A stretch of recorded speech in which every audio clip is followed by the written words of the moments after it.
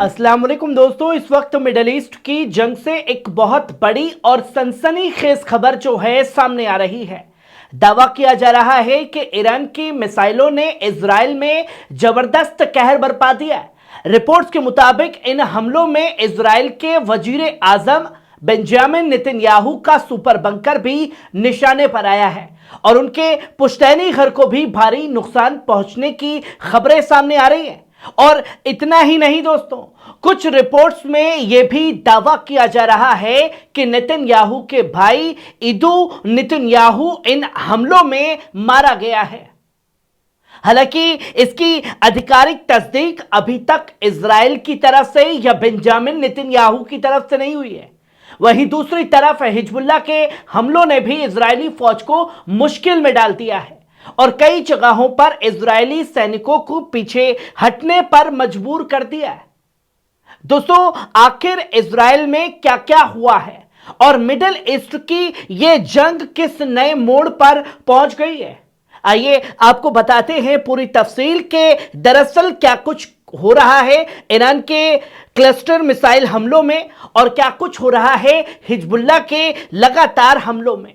जहां सबसे पहले आप देखें कि नेतन्याहू का बंकर और घर बने निशाना भाई इदू नेतन्याहू की मौत की खबरों से हड़कंप मच गया है। दोस्तों, मिडिल ईस्ट की जंग से इस वक्त एक बेहद सनसनीखेज खबर सामने आई है जो सोशल मीडिया पर तेजी से वायरल हो रही है। रिपोर्ट के मुताबिक ईरान की तरफ से दागी गई ताकतवर मिसाइलों ने इजराइल के कई अहम इलाकों को निशाना बनाया है और दावा किया जा रहा है कि ये इन हमलों में इजरायली हुकूमत के सबसे सुरक्षित समझने वाले ठिकानों पर भी बड़ा वार हुआ है। बताया यह भी जा रहा है कि तेल अवीव और आसपास के इलाकों में मौजूद सबसे बड़े अंडरग्राउंड बंकर जहां जंग के हालात में इजराइल के बड़े बड़े सियासी और मिलिट्री लीडर्स पनाह लेते हैं, उस इलाके के करीब भी जोरदार धमाके हुए हैं। सोशल मीडिया पर सामने आ रही तस्वीरों और वीडियोस में आग की लपटें और धुएं के गुब्बार साफ तौर पर देखे जा सकते हैं। इतना ही नहीं, रिपोर्ट यह भी कह रही है कि इजराइल के वजीर आजम नेतन्याहू के घर और उनके करीबी सहयोगियों तथा सख्तपंथी मंत्री इतमार बिन गवीर के घर के आसपास भी मिसाइलों ने तबाही मचाई है। इसी बीच एक और बड़ी खबर सामने आई, पूरी दुनिया का ध्यान अपनी तरफ खींच लिया। कुछ रिपोर्ट्स में यह दावा किया जा रहा है कि नेतन्याहू के भाई इदू नेतन्याहू इन हमलों में मारा जा चुका है। हालांकि अभी तक नेतन्याहू की तरफ से, उसके परिवार की तरफ से, हुकूमत की तरफ से तस्दीक नहीं हुई है, लेकिन अगर यह बात सही साबित होती है तो यह ईरान इजराइल जंग का सबसे बड़ा और सबसे संवेदनशील झटका माना जाएगा दोस्तों, जो तस्वीरें दुनिया के सामने होगी।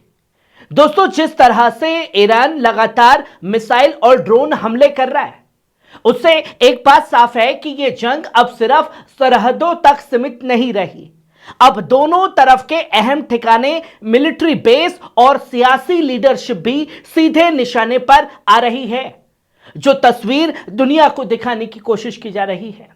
कुछ विश्लेषकों का साफ तौर पर कहना है कि इस आग को भड़काने का काम भी नेतन्याहू ने किया है। जिस तरीके से ईरान के अंदर शहीद अयतुल्ला अली खमेनी साहब का कत्ल किया गया, उनकी बीवी का कत्ल किया गया, उनकी बहू का कत्ल किया गया, उनकी पोती का, उनकी बेटी का और उनके दामाद का कत्ल किया गया, अब यही सिलसिला शायद इजराइल में भी शुरू हो चुका है, जिसकी तस्दीक होना बाकी है बेंजामिन नेतन्याहू की तरफ से, जो लगातार चीजें सामने आ रही हैं। दोस्तों, कल तक जो अपने आप को, अपने घर को, अपने देश को, अपने शहर को सबसे ज्यादा सुरक्षित समझता था, अब वही मिसाइलें बरस रही हैं। जहां आप ये दूसरी खबर देखिए, हिजबुल्लाह के हमलों से पूरे इलाके में हड़कंप मच गया है। मिडल ईस्ट की जंग से इस वक्त एक और बड़ी और अहम खबर सामने आ रही है। रिपोर्ट्स के मुताबिक लेबनान की तंजीम हिजबुल्लाह ने इजराइल के शहर रमला में मौजूद इजरायली फौज के एक और मिलिट्री बेस को निशाना बनाया। बताया यह जा रहा है कि यह आज का दूसरा बड़ा हमला था हिजबुल्लाह का, जिसने इजराइल की सिक्योरिटी को लेकर कई सवाल खड़े कर दिए हैं। रिपोर्ट्स के मुताबिक हिजबुल्लाह की तरफ से दागे गए रॉकेट और मिसाइलें सीधे उस मिलिट्री ठिकाने की तरफ बढ़ी जहां इजरायली फौज की अहम यूनिट तैनात बताई जा रही है। जैसे ही यह हमला हुआ, पूरे इलाके में जोरदार धमाकों की आवाजें सुनाई दी। आसमान में धुएं के बड़े बड़े गुब्बार उठते हुए दिखाई दिए। सोशल मीडिया पर वीडियो तेजी से सामने आ रहा है कि कैसे रोते बिलखते हुए इजरायली सैनिक जो हैं इधर उधर भाग रहे हैं खुद को बचाने के लिए। दोस्तों, रामला और उसके आसपास इलाकों में सायरन बजने लगे और लोग घबराकर तुरंत बंकरों और शेल्टर की तरफ भागते नजर आए हैं। रिपोर्ट्स ये भी कह रही है कि हमले के बाद इजरायली फौज ने पूरे इलाके को सील कर दिया और नुकसान का जायजा लिया जा रहा है। दोस्तों, ये तस्वीर अब खुल करके इजराइल से सामने आने लगी है। रामला का यह इलाका इजराइल के लिए बेहद अहम माना जाता है क्योंकि यहां कई मिलिट्री और लॉजिस्टिक सुविधाएं मौजूद है। अगर इस बेस को गंभीर नुकसान पहुंचा है तो इजरायली फौज के लिए बड़ा झटका भी माना जा सकता है। और यह भी कहा जा रहा है कि पिछले कुछ दिनों से हिजबुल्लाह और इजरायली फौज के बीच झड़पें लगातार तेज होती जा रही हैं। लेबनान बॉर्डर से लेकर इजराइल के अंदर तक रॉकेट और ड्रोन हमलों की खबरें सामने आ रही हैं, जिससे पूरे इलाके में जंग का दायरा और फैलता दिखाई दे रहा है। जहां ईरान ने पहले ही कहा था कि हम 1-2 दिन या 4 दिन 5 दिन की जंग नहीं चाह रहे, अगर कोई हम पर हमला करेगा तो यह जंग उसे सालों साल झेलनी पड़ेगी। ईरान पूरी तरीके से लंबी जंग के लिए तैयार है, पर क्या इजराइल और अमेरिका तैयार है? यही वजह है कि इजराइल की सिक्योरिटी एजेंसियां अब हाई अलर्ट पर है और कई शहरों में लोगों को सतर्क रहने की हिदायत दी जा रही है। सरकार की गाइडलाइंस पालन करने के लिए कहा जा रहा है। फिलहाल इस हमले में कितने नुकसान या हताहत हुए हैं इसकी आधिकारिक तस्दीक अभी सामने नहीं आई है, लेकिन इतना जरूर कहा जा रहा है कि रमला में हुए इस हमले ने इजराइल के अंदर एक बार फिर इस और बेचैनी का माहौल पैदा कर दिया है, एक डर, एक खौफ पैदा कर दिया है।